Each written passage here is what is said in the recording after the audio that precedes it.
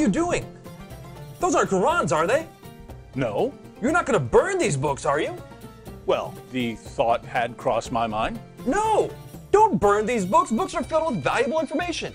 Here, let me randomly pick one and open to a random page. Uthman sent to every Muslim province one copy of what they had copied, and ordered that all the other Quranic materials, whether written in fragmentary manuscripts or whole copies, be burnt. Let me see that.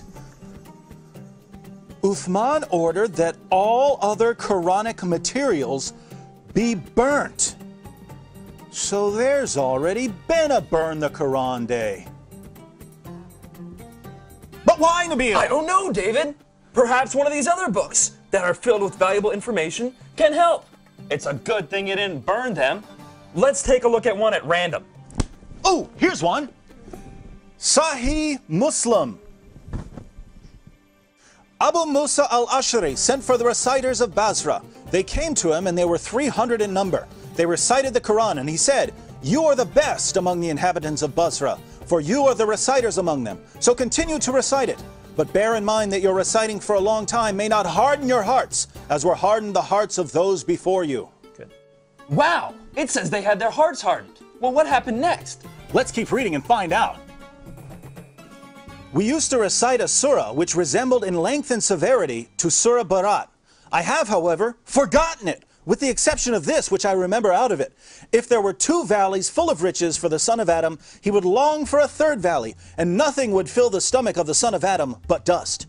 And we used to recite a surah which resembled one of the surahs of Musabihat, and I have forgotten it.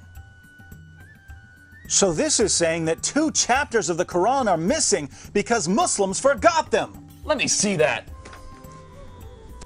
You're right. This is saying that 2 entire chapters are missing because Muslims forgot them. Hey Nabeel, look at this. Ubay was the best of us in the recitation of the Quran, yet we leave some of what he recites.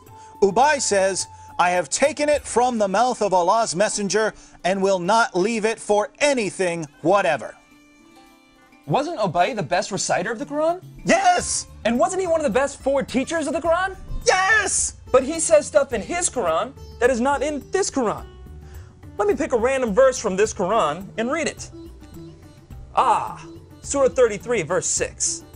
The Prophet is closer to the believers than their own selves, and his wives are their mothers. Oh look, here's a footnote. In some qira'as, like that of Ubay ibn Ka'b, occur also the words, "and he is a father of them." So Ubay, one of Muhammad's top teachers of the Quran, had words in his Quran that aren't in this Quran. But was he the top teacher of the Quran? Surely Zayd ibn Thabit, who put together the Quran we have today, was Muhammad's top Quran expert. Well, actually, Ibn Masud was the first name that Muhammad mentioned when it came to learning the Quran. You know, surely one of these books would have something about him. Oh, look, here it is. I heard the Prophet saying, "Learn the Quran from 4, Abdullah ibn Masud, Salim, Mu'ad, and Ubay bin Ka'b." I wonder what Muhammad's top teacher of the Quran has to say about it. Let me pick up another one of these books at random. Here's one. The people had been guilty of deceit in the reading of the Quran. I like it better to read according to the recitation of him whom I love, more than that of Zayd ibn Thabit. Wow, according to that book you're holding, Muhammad's top teacher of the Quran is saying reading today's Quran is like being guilty of deceit. I wonder if any of these other books have something to say about it. Here, let me look at this one. Oh, there it is. O you Muslim people, avoid copying the Mus'haf in recitation of Zayd bin Thabit. By Allah, when I accepted Islam, he was but in the loins of a disbelieving man. And it was regarding this that Abdullah bin Masud said, O people of Al-Iraq, keep the masahif that are with you and conceal them. So Muhammad's top teacher of the Quran says that today's version is deceptive and that we should avoid copying and reading it.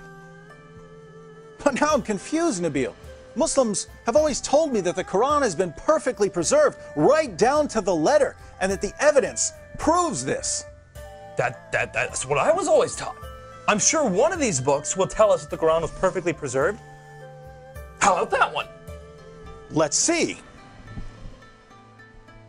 It was narrated that Aisha said, "The verse of stoning and of breastfeeding an adult 10 times was revealed, and the paper was with me under my pillow. When the Messenger of Allah died, we were preoccupied with his death, and a tame sheep came in and ate it?" The verse of stoning and the verse of breastfeeding? David, are these verses in the Quran? No! Then why not? Because Aisha's sheep ate them! David, we should read all these books and get to the bottom of this.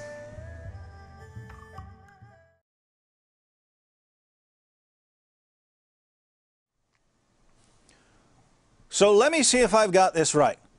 Muhammad died, and no one had compiled the Quran. The people who had memorized large sections of the Quran were sent into battle by Abu Bakr, and they were slaughtered.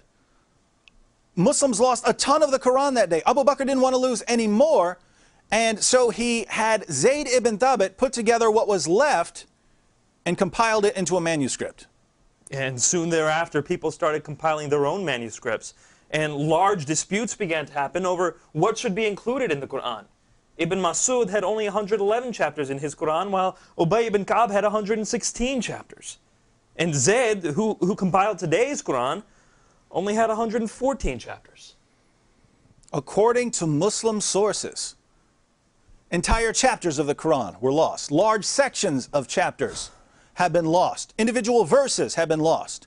And in the end, Uthman put together what he could, put out his own official version of the Quran, and burned all of the evidence.